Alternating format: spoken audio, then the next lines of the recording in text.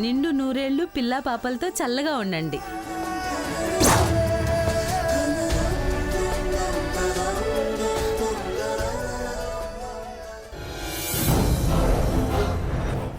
అమ్మా వెళ్ళొస్తానమ్మా. మంచిదే, ఏదో ప్రేమతో వచ్చావు. చిన్నపిల్ల అదన్నమాట, నువ్వు పట్టించుకోకు. పర్లేదమ్మా, వస్తానయ్యా. మంచిదమ్మా. వస్తానమ్మా. వస్తాను బాబు. చూస్తున్నావుగా సీత, స్వర్ణ ఎలా ప్రవర్తించిందో. తన భయం తనది.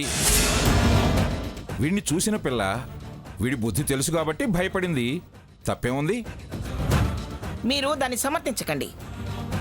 నా కరికాలు మంట నెత్తికెక్కుతుంది. ఒక్కొక్కరిని చూస్తే ఒక్కొక్కరికి అంతే. తనది సేమ్ రియాక్షను. చిచ్చి, మీరు నాకు మొగుడా ఎముడా?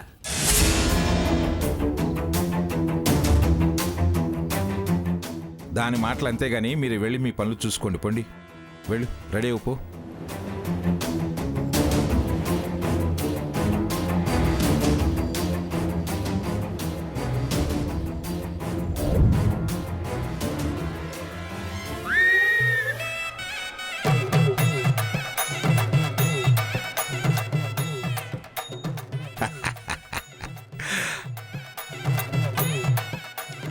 వీటి కోసమే దానికి కోపం వచ్చేటట్టు మాట్లాడా.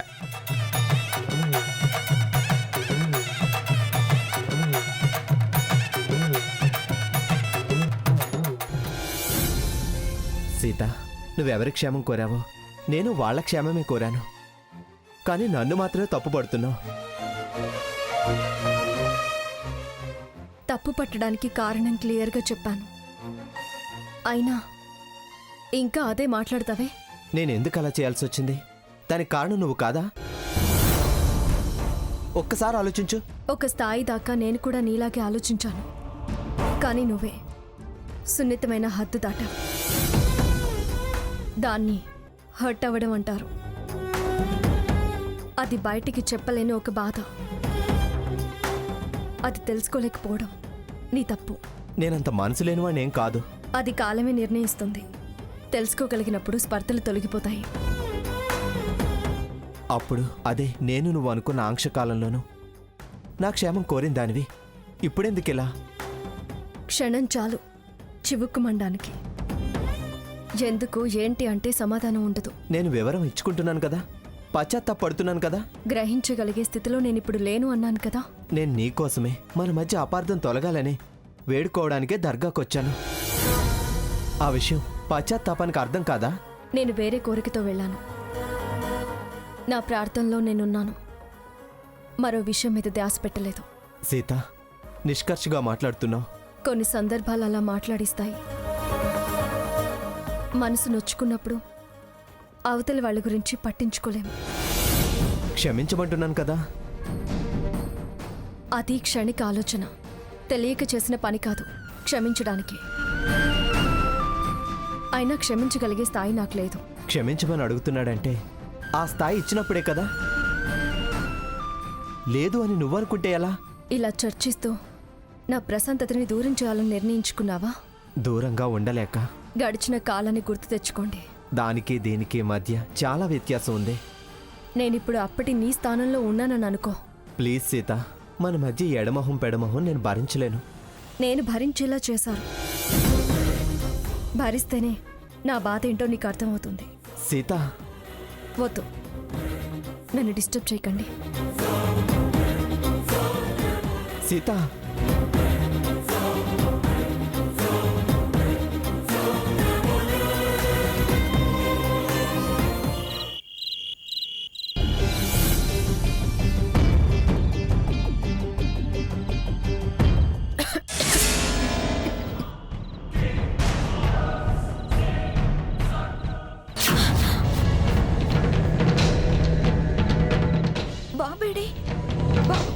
బావా, బావా, ఏంటి స్వర్ణ? బాబేడి ఏడి? బాబేడి? నిన్ను అడుగుతుంటే నువ్వు నన్ను అడుగుతావేంటి? జో అచ్యుతానంద జో జో ముకుంద లాలి పరమానంద రామ గోవింద జో జో జో జో. తొలుత బ్రహ్మాండము తొట్టిగా వించి నాలుగు వేదములు నలుగుగా పెట్టి జో జో జో అచ్యుతానంద జో జో ముకుంద లాలి పరమానంద రామ గోవింద.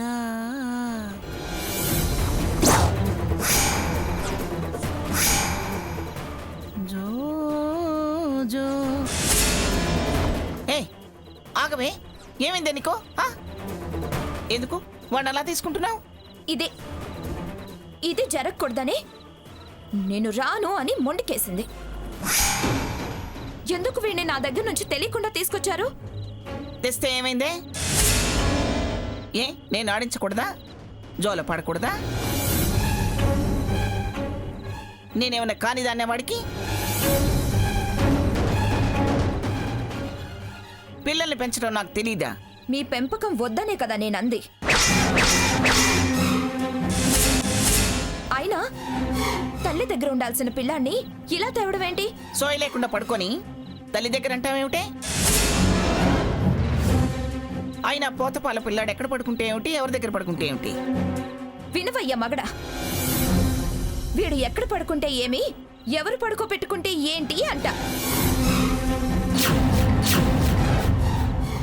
తల్లి పిల్లల బంధం అంటే పాలొక్కటేనా? రక్త సంబంధం, పేగు బంధం అనేవి ఉండవా? మీరు జో అచ్యుతానంద అనగానే సరిపోతుందా? నాది రక్త సంబంధమేనే. మోసి కన్నది నేను. నాతో ఉన్న పేగు బంధం ఎవరితోనూ ఉండదు. అమ్మా స్వర్ణ, ఏదో పిల్లాడి మీద మోజుపడి తెచ్చిందిలేమ్మా. సరదాగా జోలపాట పాడుకుంటుంది, పడుకొని. కుదరదు తాతయ్య గారు.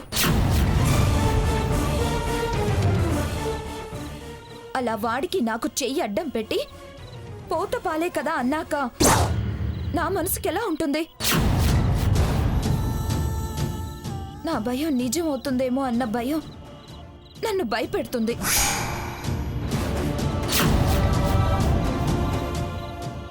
నా పిల్లాన్ని నన్ను తీసుకెళ్ళనివ్వండి. నువ్వు మాట్లాడవేంటి బావా? ఏం మాట్లాడమంటావే వాణ్ణి? అది ఆయనకు తెలుసు. మీలా ప్రత్యేకంగా అదే మాట్లాడు ఇదే మాట్లాడు అనేంతలా నా గుప్పెట్లో ఏం పెట్టుకోలేదు. వాడందరి గుప్పెట్లో నుంచి ఎప్పుడో జారిపోయాడు.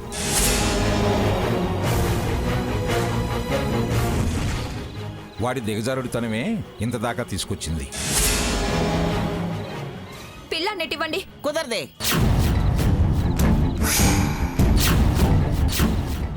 అమ్మమ్మ గారు ప్లీజ్, పంతాలకి పోయి చిన్న విషయాలు పెద్దవయ్యి పంచాయతీలుగా మార్చుకోవద్దు. మీరు పగిలి ఆడించొచ్చు, ఎన్ని పాటలైనా పాడొచ్చు, ఎంత పోతపాలైనా రాత్రిళ్ళు తల్లి పక్కన లేకపోతే వాడు తడుముకుంటాడు. అది వెలితిగా ఫీల్ అవుతుంది. కాదని మీరంటే అది హాస్పిటల్ నుంచి నిన్నటిదాకా అన్నమాట నిజమవుతుంది. వాణ్ణి తీసుకువెళ్ళనివ్వండి. కుదరదు అంటే మైనస్ ప్లస్ అవుతుంది. మైనస్ ప్లస్ అవటం ఏమిటి? తప్పు నీదవుతుంది. పారేసిన ఒక్క మళ్ళీ డబ్బాలో చేరుతుంది. గ్రానీ తీసుకొనివ్వు. తప్పుగా అనుకోకండి. తప్పెప్పుడు మీది అవ్వకూడదు, అర్థం చేసుకోండి. ఏంటే ఆ చూపు? ముందా ఉయ్యాల మీద నుంచి చెయ్యి. సొన్న పిల్లాన్ని తీసుకెళ్ళమ్మా.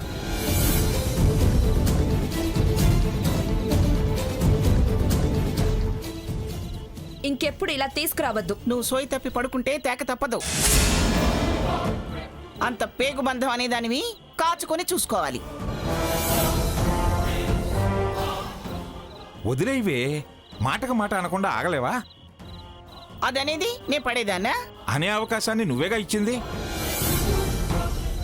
స్వర్ణ పద. నేనందుకే స్వర్ణ వదిలే అంటున్నానా? అదుగో అదుగో చూసారా, మళ్ళీ వాగుతుంది అది. ఓ, నాకు నిద్ర ముంచుకొస్తుంది. ముందు మీరు వెళ్ళండి అమ్మా. రా.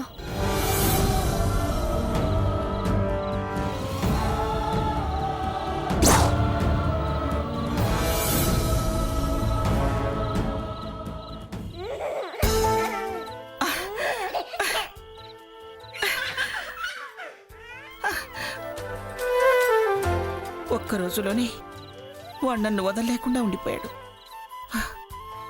ఎంత ముద్దొస్తున్నావురా కన్నా.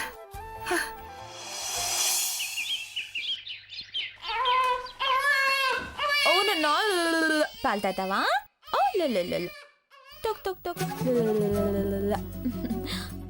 అమ్మా మంగమ్మ మహారాణి,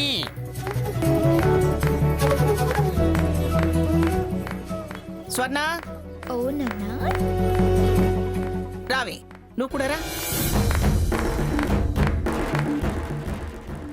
మంగమ్మ మహారాణి, ఇంట్లో నలుసు కలిగిందట కత్తల్లి.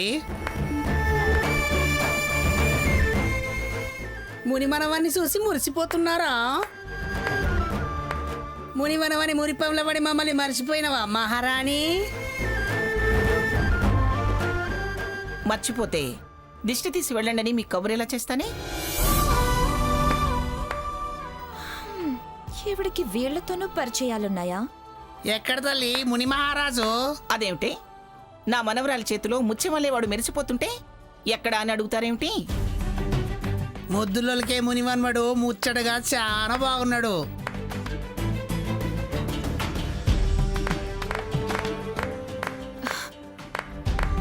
ఏయ్ ఆపండి, ఏంటి గొడవ? చెల్లాయికి ముక్కు మీదనే ఉన్నట్టుంది కోపం. చెల్లై లేదు గిల్లై లేదు, పోండి. గిల్లాయి లేందే బుల్లా ఎలా వచ్చిందే చెల్లి? మంగమ్మ మహారాణి, నీ మునివనవన్నీ ముక్కోటి దేవతలు చల్లంగా చూడాలి. బుల్లోడు మహారాజై భూలోక మేలాలి తల్లి.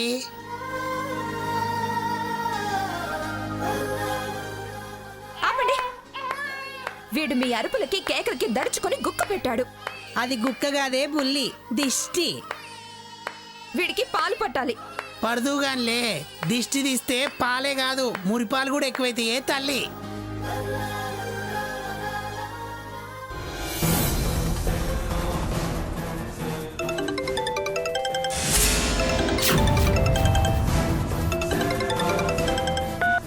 గుమ్మడికాయ తెప్పించు మహారాణి. కొబ్బరికాయ హారతి కర్పూరం కూడా ఇవ్వండి తల్లి. సీత, అవేమో చూడు. అలాగే అమ్మమ్మ గారు.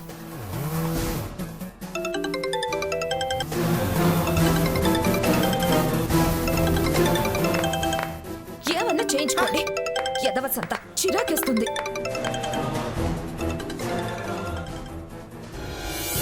మహారాణి, మునివనవాన్ని తీయండి.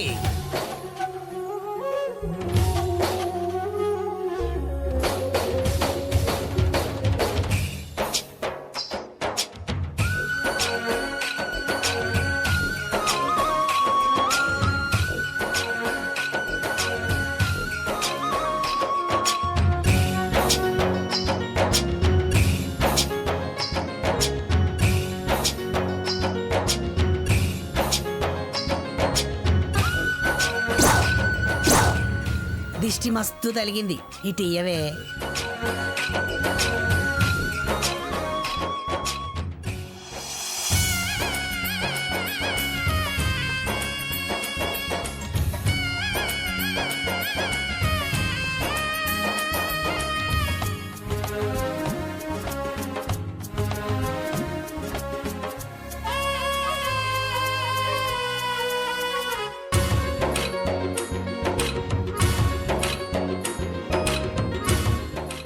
రా బావా రా. రమ్మంటుంటే. రా బావా. ఇదేంటి దీనికి అమ్మమ్మ గారు అంటేనే పడదు. ఇలా పిల్లాన్ని అమ్మమ్మ గారికి ఇచ్చి ఎందుకు వెళ్ళుంటుంది?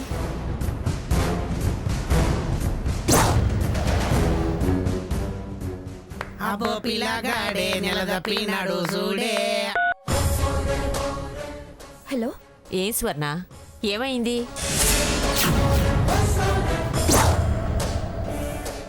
డబ్బు తీసుకెళ్లి వాళ్ళ మొహాన్ని కొట్టి ఆ మంగమ్మకు బుద్ధి చెప్తానన్నావు. ఏం జరిగింది? ఇంత సీక్రెట్గా ఎవరితో ఫోన్ మాట్లాడుతుంది? తీసుకొచ్చిన మీ బాబాయ్, డబ్బు తీసుకెళ్ళిన నువ్వు ఏ కబురు నాకు చెప్పలేదు. పైగా నేను ఫోన్ చేస్తే కట్ చేస్తున్నారు. ఏంటి సంగతి? ఆ మంగమ్మతో తెగతెంపులయ్యిందా? నీ పుట్టింట్లోనే ఉన్నావా? మళ్ళీ అదేమైనా మాయ చేసి నిన్న అత్తారింటికి పట్టుకెళ్ళిందా?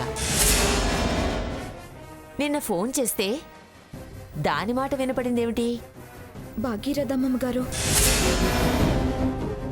మీ దగ్గర డబ్బు తీసుకొని వచ్చిన తర్వాత ఏం జరిగిందంటే, ఇదిగో మీరడిగిన 15 లక్షలు. వింటున్నారా దాని మాటలు? మొగ్గుడిని వదిలేసి స్వాతంత్రం సంబరం అంటూ ఏం పాముకుంటావే? దాని బతుకు అది తగలేసుకుంటుంటే నిలబడి చూడాల్సిన అవసరం లేదు. పదండి. మీరు డబ్బు నెత్తిన కొట్టుకో అన్నా, వెంట తీసుకెళ్ళినా ఇది మాత్రం ఇక్కడే ఉంటుంది. అయితే ఇప్పుడు ఏం చేయమంటావు? శాశ్వతంగా ఈ బంధాన్ని తెంచుకుని వెళ్ళిపోమంటున్నాను. రఘురాం కట్టిన ఈ తాళిని రఘురామే విప్పి తీసుకువెళ్ళాలి అంటున్నాను. ఏమిట్రా నిలబడ్డావు? వెళ్ళు. వెళ్ళి నీ పెళ్ళం కోరినట్టు చేయి.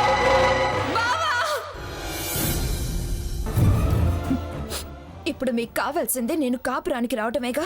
అంతే. సరే, నేను రావడానికి ఇప్పుడు ఒప్పుకుంటున్నాను.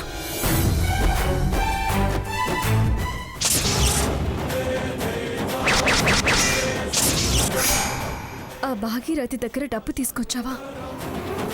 చాలా తప్పు చేసావు స్వర్ణ. అంటే మీ అక్క కోసం నువ్వు మళ్ళీ అత్తారింటికి వెళ్ళావన్నమాట. ఆవిడే కాదు, మీ అక్క కూడా తెలివిగా ప్రవర్తించి నిన్ను బుట్టలో పడేసి పట్టుకెళ్లారు. అదేం కాదండి, పరిస్థితి అలా వచ్చింది. అంటే నేను డబ్బిచ్చి కూడా ప్రయోజనం లేకుండా అయిందన్నమాట. నీ లక్ బాగోలేదు, నా హ్యాండ్ బాగోలేదు, నాకు అర్థం కావటం లేదు. చూడు, ఎలాగూ మీ అక్క నువ్వు అక్కడికే వెళ్ళారు కదా. అక్క కాపురం కాస్త కుదుట పడగానే నువ్వు మళ్ళీ ఆ మంగమ్మ మీద యుద్ధం ప్రకటించి నీ దారి నువ్వు చూసుకో. లేకపోతే అది నీ పిల్లాన్ని నీకు కాకుండా చేస్తుంది. అలాగేనండి. వీళ్ళు నన్ను సెంటిమెంట్తో లొంగ తీసుకున్నారు. నేను సమయం చూసి వీళ్ళతో తెగదెంపులు చేసుకొని వస్తాను. మళ్ళీ డబ్బు అడిగితే మీరిచ్చింది ఉందిగా, దాన్ని విసిరి వాళ్ళ మొహాన్ని కొడతా. స్వర్ణ, ఇక్కడేం చేస్తున్నావు? ఎవరితో మాట్లాడుతున్నావు? అదే అమ్మమ్మ గారంటే పడని దానివి నీ కొడుకుని ఆవిడ చేతిలో పెట్టి ఇంత రహస్యంగా ఇక్కడికొచ్చి ఎవరితో మాట్లాడుతున్నావు? అక్క, అది ఏంటే, సిగ్గులేదా నీకు? అది అని నసుగుతున్నావు. నువ్వు ఎవరితో మాట్లాడుతున్నావో నేను అన్నీ విన్నాను. పోయి ఆ భాగీరథి దగ్గర డబ్బు తీసుకొస్తావా? నువ్వు ఎంత తప్పు చేశావే స్వర్ణ. ఈ విషయం అమ్మమ్మ గారికి తెలిస్తే ఇంకేమైనా ఉందా? శత్రువుతో చెయ్యి కలిపి కాపురాన్ని కూల్చుకుంటావా? వాళ్ళెప్పుడు నీ కాపురం కూలుతుందా అని ఎదురు చూసేవాళ్ళు. నువ్వే వెళ్ళి వాళ్ళ చేతికి నీ జుట్టు అందిస్తావా? ఎందుకే ఇంత బుద్ధి తక్కువ పనిచేశావు? బుర్రలేదా నీకు? బాబాయ్ నమ్మితే మనకి మిగిలేది ఇదే. నీకు తెలియకపోవచ్చు గాని అంత వయసు వచ్చింది. ఆవిడ బుద్ధేమైంది?